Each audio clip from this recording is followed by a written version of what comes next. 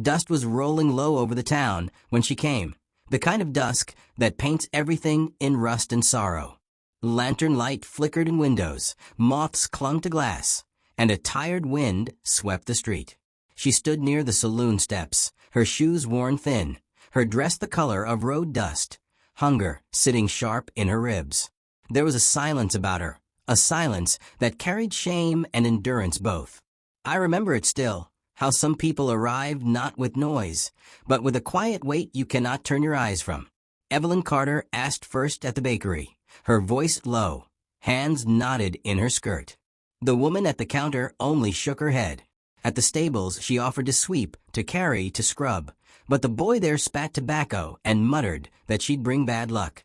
The saloon door slammed in her face. By the well, she bent to drink.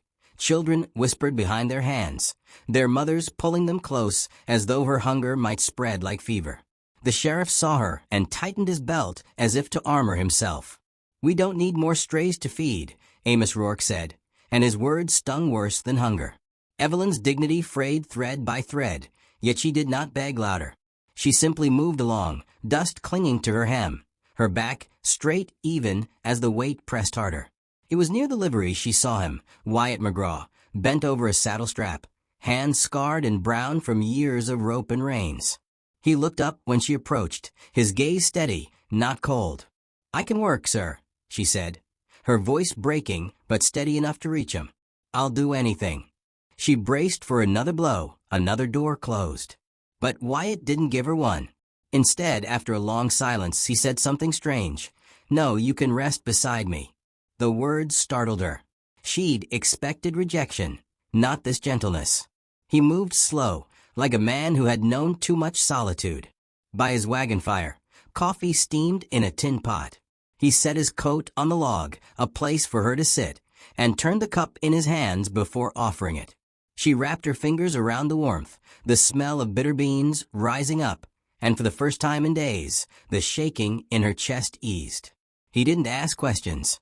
He simply let her share the fire, and in that small mercy, the world shifted. But towns are cruel things, and kindness draws eyes. By morning, whispers rolled like tumbleweed. Martha Ellison at the Mercantile let her tongue wag. "She's moved in close with McGraw already." Caleb Jennings spat near the horses, saying Wyatt was a fool to waste food on a woman like her. Sheriff Amos leaned against the hitching rail, voice hard as stone. "Careful who you let near your fire, McGraw. She'll cost you the little respect you still carry." The town sharpened its knives of gossip. Yet in that circle of suspicion, Evelyn felt warmth. For the first time since her husband's grave was filled, someone let her breathe without asking for her shame as payment. Wyatt never spoke of charity. Instead, he gave her quiet things that felt like trust. He showed her how to tighten a saddle strap, let her guide a horse down the lane, his large hand hovering close but never closing over hers. In the mornings, he poured coffee into her cup before his own. She, in return, stitched the tear in his shirt, humming a song so soft it could have been mistaken for the wind. Their gestures became a secret language. The way she smoothed the horse's mane, the way he left the last slice of bread untouched until she reached for it. Nights by lamplight, their silence spoke louder than words. In the fire's glow, her thin face softened, and his loneliness loosened its grip. Still, cruelty found its way back. Caleb Jennings cornered her near the Mercantile one afternoon, his voice low and venomous. "You think you can slip into a man's fire and take his bread? Folks know what women like you do." His words cut deeper than hunger. Wyatt appeared, eyes steady, stepping between them. "That's enough." Caleb sneered, but didn't back down until Sheriff Amos strode over, his badge gleaming. Instead of easing the sting, the sheriff's words made it worse. "This town won't carry her burden, McGraw. Work won't change what folks already believe." The crowd gathering around nodded, some whispering, others just watching, as Evelyn felt the old shame slam down like a boot on her chest. She wanted to scream, to plead. Instead, her voice cracked as she said, "I can work. I can earn my place." But Amos's spit hit the dirt, his reply cold. "Work won't wash a woman's name." For a moment, the air thickened with her despair. faces blurred. Her dignity teetered on the edge of collapse. And then Wyatt stepped forward. His voice was not loud, but it carried like thunder across the silence. She's not here to beg. She's here to belong.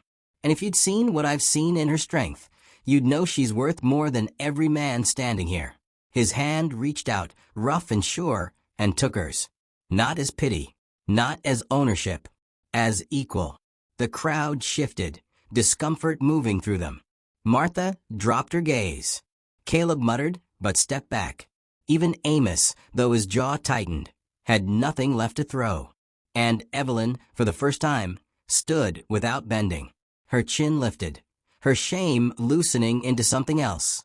Something like dignity, like breath returning after too long held. It wasn't rescue he had given her. It was a place beside him, where her worth was not measured in whispers or wages, but in the simple truth of being seen. And I tell you this now, because stories like theirs are not just about a woman and a cowboy, or a town that gossiped until it didn't. They're about all of us. We all walk roads that leave us hollow. But sometimes grace arrives, not in work proved or names cleared, but in a hand held out, steady as the earth itself, saying, "You can rest beside me." And that, my friends, is how dignity is born again.